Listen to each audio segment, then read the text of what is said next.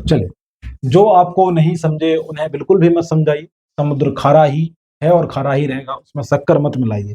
जो आपको नहीं समझता है, जो आप पर भरोसा नहीं करता है, आप चाहे उसके सामने कितना गड़गड़ा लीजिए, चाहे आप लाख मिन्नतें कर लीजिए, वो आपके प्रति ईमानदार कभी नहीं रहेगा, आप पर कभी निष्ठा कहें कि कभी दया नहीं दिखाएगा। वो क्रूर है तो क्रूर रहेगा, इसलिए जबरदस्ती उसे बदलने का कोशिश मत करिए, ठीक है। आगे बढ़ते हैं इसी ज्ञान के साथ।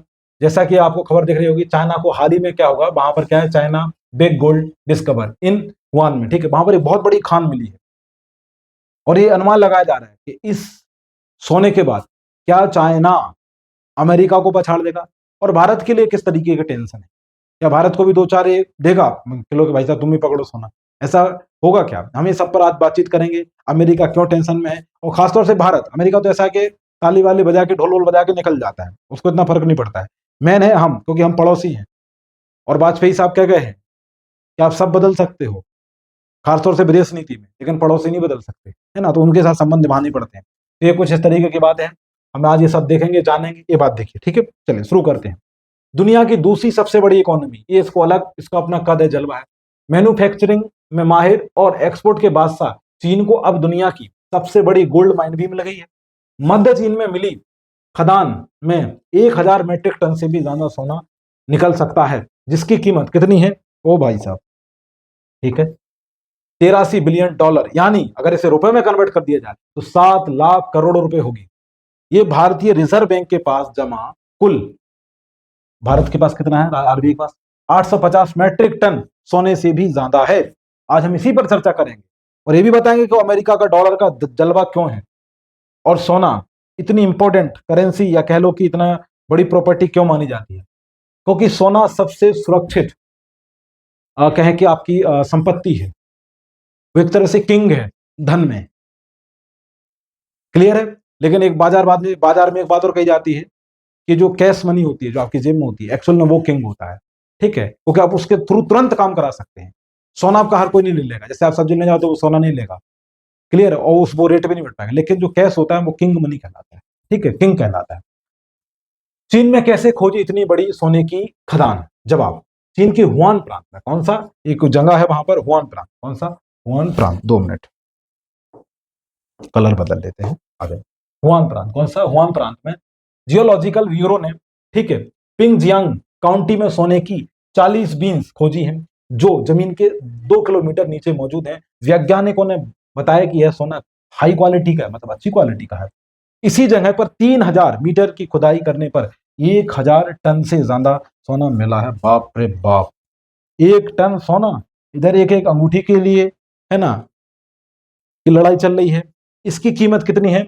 83 बिलियन डॉलर। कितनी? 83 बिलियन डॉलर, वही यानी 7 लाख करोड़ रुपए में अगर आप कन्वर्ट कर दीजिए। आगे बढ़ते हैं, ठीक है।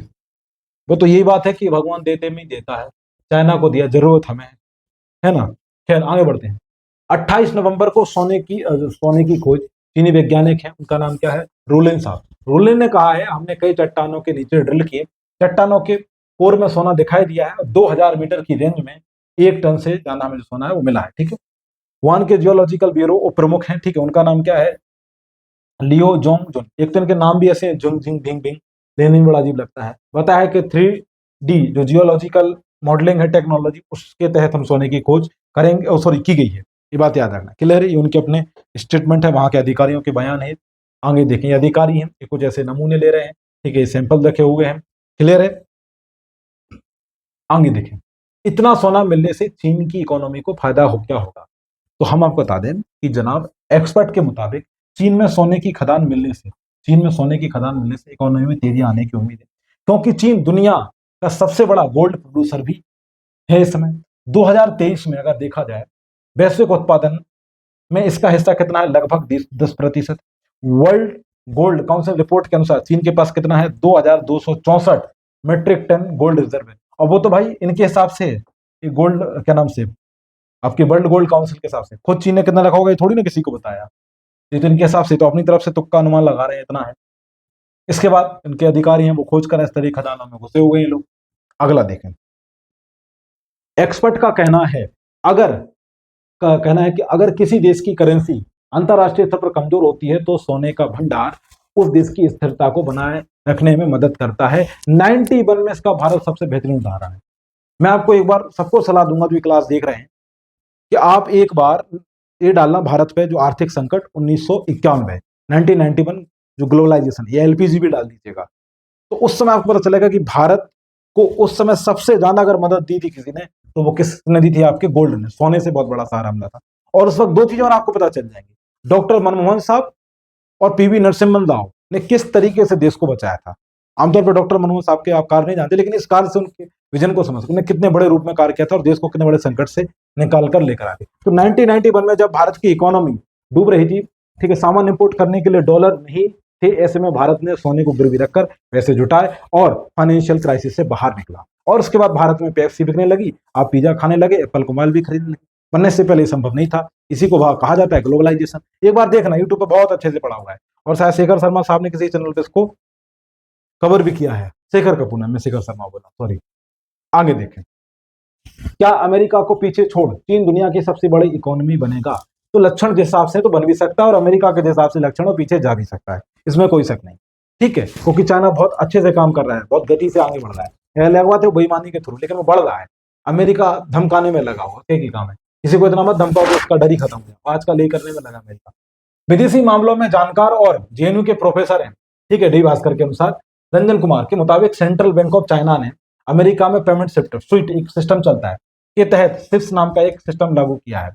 ठीक है, इस पेमेंट सिस्टम से जो चाइना ने बनाई है, ठीक है, सिप करके करीब 117 देशों के कितने 15 जो आपके जो बैंक हैं, वो कितने 1500 से ऊपर के बैंक जुड़ चुके हैं पिछले इस साल। इस सिस्टम के अनुसार, इस सिस्टम के अनुसार जरिए 123 ट्रिलियन क्या है, युआन, ध्यान रखना, डॉलर नहीं है भाई साहब, डॉलर का निशान होता है, डॉलर नहीं, से करेंसी से ज्यादा का ट्रांजेक्शन हुआ है।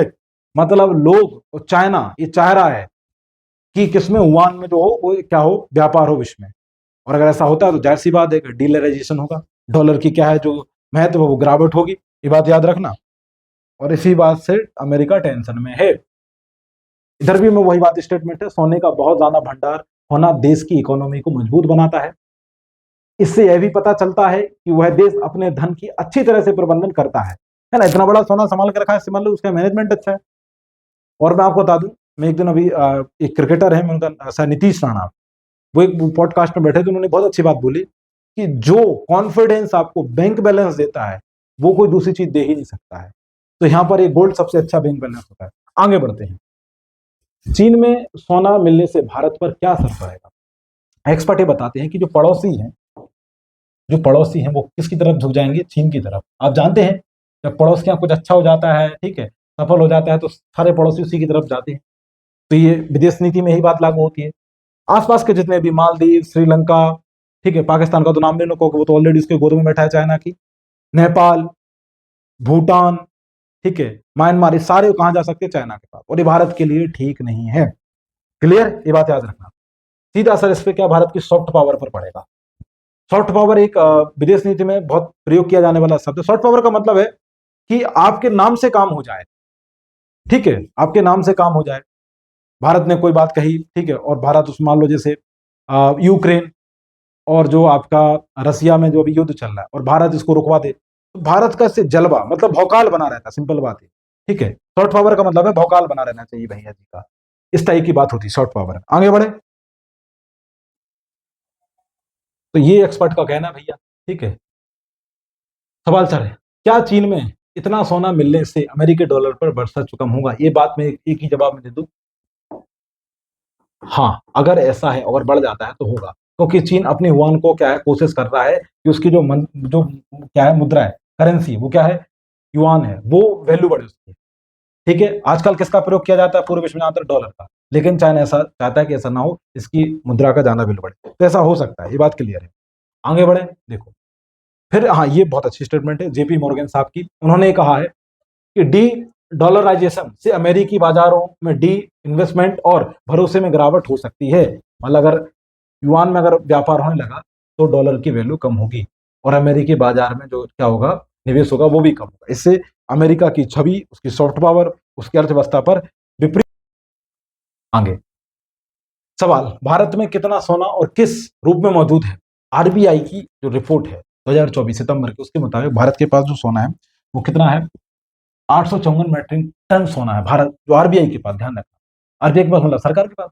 इसमें से आरबीआई के पास 510 मैट्रिक टन सोना मौजूद है। बाकी इसमें क्या हुआ है, बैंक ऑफ इंग्लैंड और स्विट्जरलैंड के बैंक के फॉर ऑफ इंटरनेशनल सेटलमेंट में रखा हुआ है। हालांकि अभी 2024 अक्टूबर के महीने में क्या हुआ, 100 टन सोना उसने वापस मंगाया था आरबीआई। 2023 की वर्ल्ड गोल्ड काउंसिल रिपोर्ट के मुताबिक भारतीय महिलाओं के पास, बाप रे बाप, 25,000 टन से ज्यादा सोना है। वह भारतीय महिला है, ठीक है, ये बात ध्यान रखना। क्लियर है, आगे बढ़ते हैं। अब देखिए, चीन की तरह भारत भी जमीन के नीचे दबा सोना क्यों नहीं निकाल लेता है, क्योंकि भारत को सोने से मतलब है, सोने से मतलब नहीं, ठीक है, ये बात ध्यान रखना। जवाब देखिए, भारतीय भूतत्व सर्वेक्षण और भारतीय खनन विभाग के मुताबिक भारत में भूवैज्ञानिक ने सिर्फ कितने 10% जमीन पर ही रिसर्च किए। रिसर्च के मुताबिक जमीन के नीचे लगभग 2000 मैट्रिक टन सोने का भंडार हो सकता है। यह दुनिया के किसी भी देश के मुकाबले बहुत ज्यादा है, लेकिन भारत में इस तरीके के प्रयास नहीं होते हैं। भारत में रिसर्च पर सरकार ना के बराबर खर्च करती है, ठीक है, ये बात ध्यान रखना। क्लियर है, अभी देख लीजिए आप, सबसे ज्यादा सोना किसके पास है।